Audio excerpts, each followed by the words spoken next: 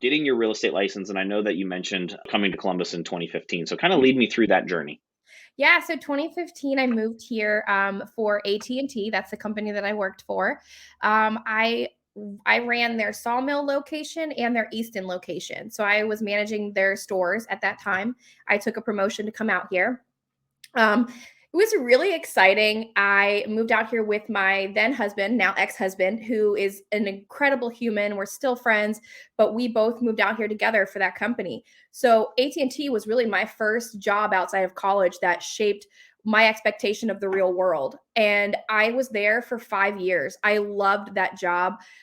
It was the best money when you're 22 years old and you have benefits and your hours, you don't care because you don't sleep ever. So I did that. I moved out here.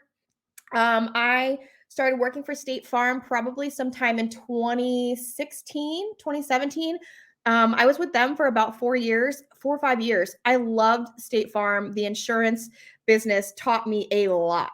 So that was when I first started thinking about houses, protecting them, just all different parts of business. And it was an easy transition from retail into more of a 9 to 5 job, right? So Hmm. I get married. I'm like, okay, maybe I want a little bit better schedule. And so that was the sacrifice that I made at that time. I was like, I don't want to be working these crazy retail hours anymore. And so I did. I moved to State Farm. I learned so much from retail. By the way, that should be a prerequisite to almost any job in the entire world. That prepared me for real estate so badly. I did Oh man. obviously retail in high school a little bit, and then I did it for a Christmas season in college, and I'm like, How? never, ever. I Never don't know how again. people. I don't know how people do it, to be honest with you. No, it really does. It sets a tone for work ethic because you're not working 9 to 5. You're working like 9:30 to like 8, right at Yeah, night.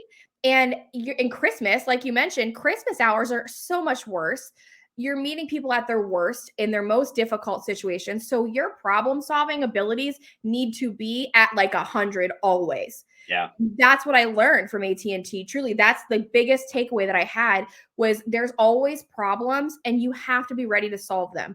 And it made me so successful so quickly in that company of like to get through the higher ranks, like going Yeah. through each position. So again, that's what brought me to Columbus, and I will forever be grateful for that position and what it taught me. And I still talk to prior bosses, people that I worked with. Some of them are still clients, like to this day. So that really did like lay the groundwork, I think, for getting into real estate without even knowing it. And then Yeah. rolling into State Farm, talk about insurance. I mean, that's a tough industry, but it is a very heavy education industry, and it teaches you a lot about owning a home and what to look for. And then after that, I got into title, probably around 2018, I want to say 2019, and I did Okay. that. Yeah, I did that for about a year before I got into real estate. Okay. What made you want to transition from AT&T to the insurance space? Like, was there something about it that kind of intrigued you, or was it just kind of, hey, I needed a change up on lifestyle? I think at that time, I was looking for a career path. I wasn't looking for the next job. I Mm, was looking for somewhere where I could start a career and I could love it. I took the class, just like real estate, took the yeah. test. And then I got to work for a big brand that was my personal insurance. I've always known that. So I was looking for something that was consistent, had a better schedule, great benefits, but also I had the potential to move up and work for myself, right? So Mm, most state farms are franchised, which I don't know if everybody knows that, but they are, and they're all independently owned. So you're your own agent with the State Farm brand. mm, So I was like, this is a really good career path. My business or my degree was in communication. So I was like, you know what? Let's try this and see. And trust me, it's not for everybody. I understand that. But I love education. I will always be a proponent of education, and insurance. There was no day that was the same, and it was great. You were constantly learning, constantly trying to solve problems. So that just seemed like such a good fit, and it worked better for my schedule.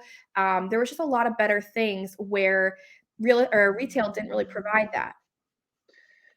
no, I mean, that's just a whole nother animal, right? The insurance space is just a whole nother ball game. Yeah. And again, looking back, right? Like it helps serve your clients today, right? Because you Oh, have yes. that background, that knowledge, and all those things. So then you transition into title, Oh right? gosh, And now yeah. we're slowly moving towards the real estate, It could have been the a real better estate storm. side. What got you into title? So a good friend of mine worked for this title company and she reached out and I met her at AT&T and she's like, "Hey, I saw that you're with State Farm. I started working for this title company. I love it so much. Um, making lots of money. The hours are great. It's super flexible. So now I'm in this 9 to 5 space and I'm like, okay, and this is probably right before my divorce. So I was kind of more in that like independent mentality, right? So Yeah. I'm like, what do I want? Well, I've been doing things for so long. I think I was at State Farm 4 or 5 years. So I was like, you know what? That sounds really nice. So I was curious. I'm a curious person by nature. And she's like, we were just talking one night, probably having dinner or something. And she's like, I love this place. I make so much money, blah, blah, blah. Okay, cool. So I sit down and interview with them. I don't think I thought twice about it. I was like, I'm just going to check it out. Like, I always like to better myself. If it's education, if it's my job, whatever it is in my life, what can I do to be better? And so this seemed like a really cool opportunity and very different. And so I was like, all Mm. right, so I met with them. I had to have interviewed 4 times at this point, I think 3 or 4 times. And I was like, God, the offer was great. The people that I interviewed with were really cool. And so I decided to take a leap of faith into the title industry. And it was amazing. What a different side of the coin that title was versus insurance, right? So now I'm like, Yeah. wow, like this is I you know what? I got to tell you, title's got to be one of the hardest jobs I've ever seen. Those Is people it? work so hard. Like there's just you got things coming at you like rapid fire all the time. Somebody's upset about something and real estate, there's never a perfect deal. It doesn't go smooth. Well, So it's so interesting because I don't know the back end, yeah, right? The it is behind the a cool scenes. yeah, I have that, like, perspective. But I don't you said, like, everyone's upset, and I just think, like, man, maybe they really shelter a lot of us real estate agents from what Oh, they yeah, truly have to do, because I'm like, they what could they do. be upset about, like, because I don't Oh, know, I you could know what I give you mean? a list. They Which do, now I though, gotta you're go so right.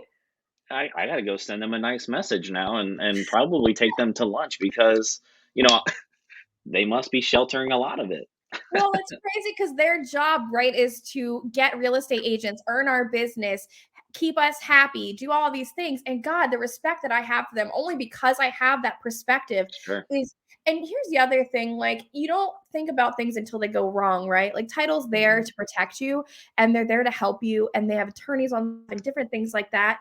There's a lot to know in real estate. So it's just one of those facets that has a lot of legality behind it, and you don't want to mess that up, and there's a lot of paperwork, right? So there's so Mm. much paperwork, and they're responsible to get it exactly right every time. And human error is going to happen. So Sure. I do think that they shelter real estate agents a lot. And just from the industry itself, but man, the stuff they do behind the scenes, they don't make enough, man. They don't. Were you on, like, the sales rep side, or were you Yeah, on I was a some sales okay, rep. okay, Yep. okay. What was that like, uh, on that side of looking back now, as far as because, we get it all the time, right? Either affiliates just reaching out, Oh, yeah. lenders, title, home warranty, what was that like on your side of things, back then looking back at it? Would You you know, would you approach things differently? Oh, yeah. Oh, God, yes. Absolutely. And I have such a soft spot for people that are trying to earn business, like title lenders, things like that. I have such a soft spot. And I do think it is a really hard position to earn new business because we're all Mhm. so busy. Realtors like are just pulled in 75 directions. We get 80 million emails. We stay busy with problems and things that we need to fix. Like there's just fires to put out all the time. and Mhm. clients, and then work meetings, education. Like there's just things that we want to do. There's just not enough hours in the day. So I appreciate, I think what I gain from that is I appreciate them more when they're trying to set meetings or they're trying to show me what's new and great in the industry, because it truly is hard to nail a real estate agent down to a calendar invitation and them actually stick to it and not reschedule it 3 times. So I do have such respect for people that are in those industries because they have great things to offer.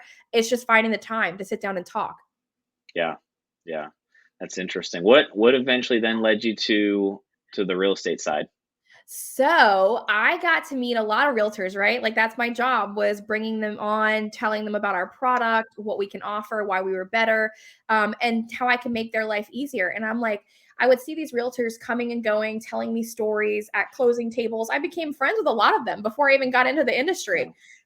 And I tell you what, man, that I just had such respect for these realtors trying to do everything and juggle it all with families and things like that. Well, I met someone new. I decided that, I would like to have a family, and that is my goal. And so real estate offered that flexibility. And so I was like, you know what?